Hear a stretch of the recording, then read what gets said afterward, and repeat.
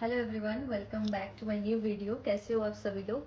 After so long actually I have exams. So मेरे पास काफ़ी सारे स्टूडेंट्स के एंड पेरेंट्स की रिक्वेस्ट है, मैसेजेस है कि आप जब अब्रॉड में आ रहे हो किसी भी कोर्स के लिए, मेडिकल नॉन मेडिकल, आपको स्पेशली इंडिया से क्या क्या लाना है एज ए इंडियन स्टूडेंट्स और एज अ फॉरेनर स्टूडेंट्स, आपको क्या क्या लेके आना है abroad. So first of all, अगर आप हम बुक्स की बात करते हैं, स्टेशनरी आइटम्स की बात करते हैं, तो बुक्स में जो फर्स्ट ईयर में बच्चे आ रहे हैं, फर्स्ट ईयर में पता है अब्रॉड में मेनली बायोलॉजी रहता है, एनाटॉमी रहता है एंड हिस्टोलॉजी रहता है। तो एनाटॉमी के लिए डी डी चौरासी की बुक्स ला ही सकते हो और लाना कोई बहुत ज़्यादा ज़रूरी भी नहीं है।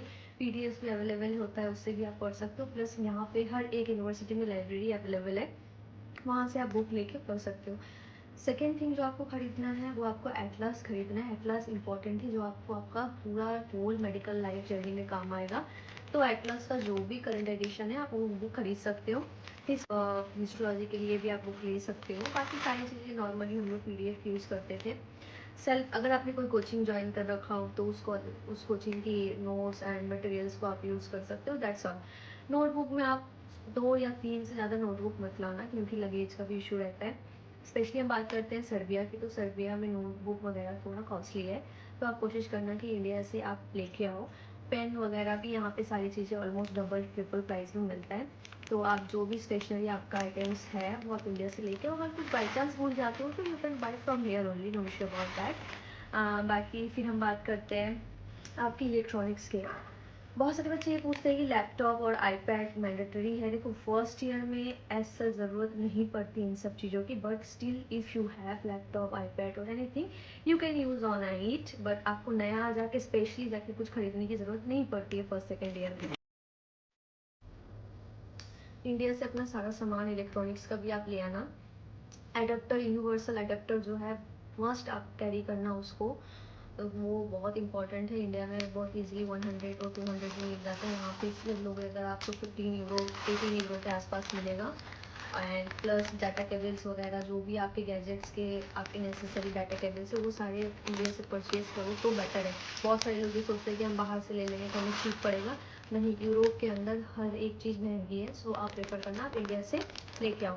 सेकेंड थिंग ये है कि डॉक्यूमेंट्स, आपके जितने भी डॉक्यूमेंट्स है, pre announcement letter, invitation letter, आपका वीज़ा, आपका पासपोर्ट, आपका 10th, आपका 12th, सारे डॉक्यूमेंट्स का फ़ोटो कॉपी ज़रूर रखना अपने साथ। प्लस आपका जो पासपोर्ट साइज़ फ़ोटो है, स्पेशली सर्बिया के अंदर अगर हम 4 कॉपी पासपोर्ट साइज़ फ़ोटोज़ बनवाते हैं तो इंडिया का 800 रुपीज़ वो लेते हैं। सो कोशिश करना कि इंडिया से 30-40 पीसेस मैक्सिमम फ़ोटोज़ आप कैरी करो अपने साथ। डेट वगैरह की मेंशन करने की ज़रूरत नहीं है, नॉर्मल फ़ोटो आप लेके आ। पर्सनल सामान, जो अगर हम कपड़े की बात करते हैं तो कपड़े वगैरह देखो यहाँ पे अच्छे मिलते हैं। आप कपड़े वगैरह यहाँ से परचेज़ कर सकते हो। जैकेट्स वगैरह अगर आप इंडिया से लाओगे तो वो आपको ठंडी उससे नहीं जाएगी, आपको जैकेट वगैरह यहाँ के लेना ही पड़ेगा। शूज़, आप कोई सा भी अच्छे शूज़ यूज़ कर सकते हो जो मतलब स्नो में आप पहन सको। एडिडास, पूमा, किसी के भी शूज़ को आप यूज़ कर सकते हो। इंडिया से भी ले सकते हो, अदरवाइज़ आप यहाँ से भी परचेज़ कर सकते हो शूज़ एंड ऑल, क्योंकि प्राइस ऑलमोस्ट सेम रहता है, ठीक है। सो आपकी किसी को भी अगर किसी टाइप का हेल्थ इश्यूज़ है, अपने सारे मेडिसिन विथ प्रेस्क्रिप्शन लेके आना, क्योंकि इन सारे कंट्रियों में क्या है, मेडिसिन इतना इजीली नहीं मिलता है, और मिल भी जाता है तो मेडिसिन हमारे बॉडी में काम नहीं करता है, because we are use to with antibiotics and all. So सारे मेडिसिन आप कोशिश करना इंडिया से लेके आओ, specially for fever, for like loose motion, for vomiting, nausea.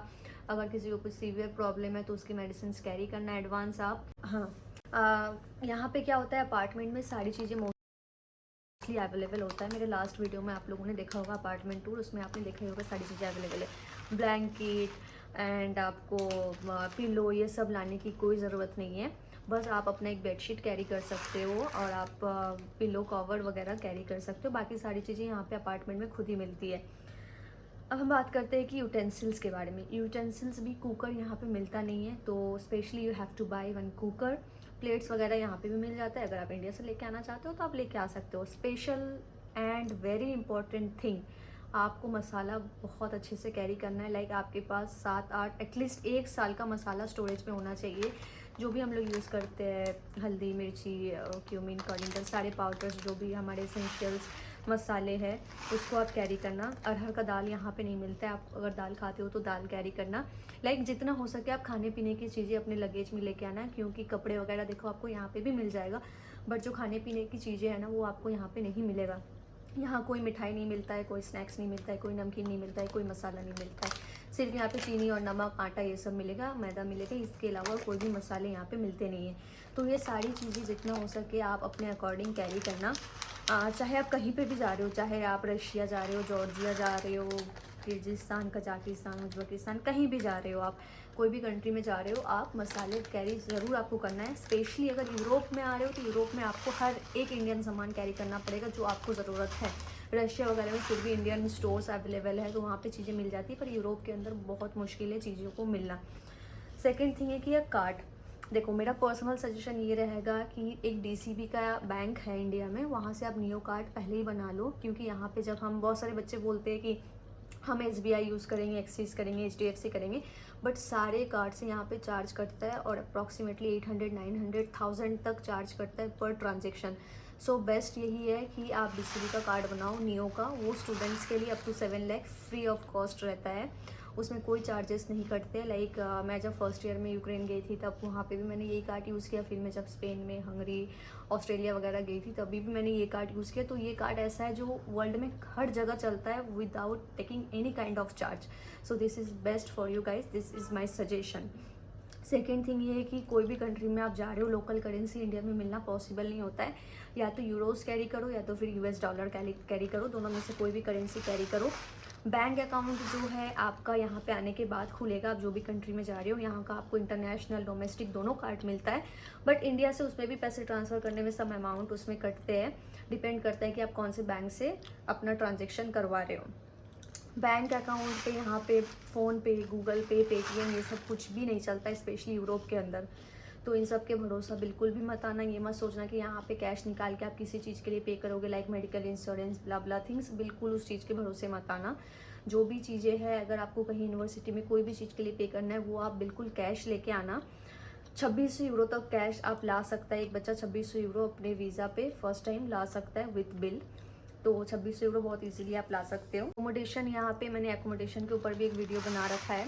तो एकोमोडेशन भी आने से पहले ढूंढना बहुत ज़रूरी है, क्योंकि एट दैट मोमेंट पे एकोमोडेशन मिलना पॉसिबल नहीं है। और सर्बिया के अंदर कोई गवर्नमेंट हॉस्टल नहीं है। बहुत सारे एजेंट्स को मैंने देखा है कि इंडिया में, स्पेशली साउथ इंडियन एजेंट्स को, बच्चों से 2-2.5 लाख रुपया हॉस्टल एंड मेस के नाम पे लेते हैं। तो टू बी ऑनेस्ट, सर्बिया के अंदर कोई भी सिटी में Indian mess and Indian hostel available नहीं है। सारे बच्चे यहाँ पे प्राइवेट एकोमोडेशन पे रहते हैं, कोई अपार्टमेंट में, कोई किसी एक घर पूरा रेंट पे है, उसमें बहुत सारे रूम्स है, उसमें डिवाइडेड करके रहते हैं। बट यहाँ पे ऑफिशियली कोई हॉस्टल एंड मेस नहीं है फ़िलहाल अब तक। सो प्लीज़ किसी भी, कोई भी एजेंट को 2.5 से 3 लाख हॉस्टल एंड मेस के नाम पे आप ना दें, क्योंकि यहाँ पे आने के बाद आपको अपार्टमेंट ही लेना पड़ेगा। और अपार्टमेंट आप पहले से सर्च करें, कम से कम 1 महीना पहले से आप अपना अरेंजमेंट करें कि हमें कहाँ रहना है, क्या करना है। थर्ड चीज़ है कि सिम कार्ड यहाँ आने के बाद एयरटेल है, आपके MTS है, A1 है, काफ़ी सारा सिम कार्ड है। थोड़ा सा यहाँ पे रिचार्ज वगैरह महंगा है। सो आप जिसके भी थ्रू आ रहे हो, जैसे भी आ रहे हो, they will manage everything for you guys for SIM card and all. If they will not, you have to buy from outside and any kind of shop. बाकी यहाँ पे ये सारी चीज़ें आपको इंडिया से लाना है। और वन मोर इम्पॉर्टेंट थिंग कि थर्मल कपड़े ज़रूर लेके आना ठंडों में, क्योंकि यहाँ पे स्नोफॉल होता है। तो थर्मल का दो सेट ज़रूर रखना।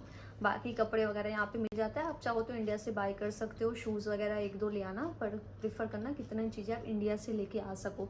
स्नैक्स वगैरह, बहुत सारे बच्चे स्नैक्स वगैरह खाना पसंद करते हैं, तो वो भी आप इंडिया से कैरी करना। नमकीन, घी नहीं मिलता है यहाँ पे, कोई अचार नहीं मिलता है यहाँ पे, तो सारी चीज़ें आप इंडिया से कैरी करना। घी हो गया, अचार हो गया, ये सारी जो भी चीज़ें, मिठाई हो गई, नमकीन हो गई, ये आपको इंडिया से ही कैरी करना है। यहाँ पे कुछ भी चीज़ें आपको नहीं मिलेगा।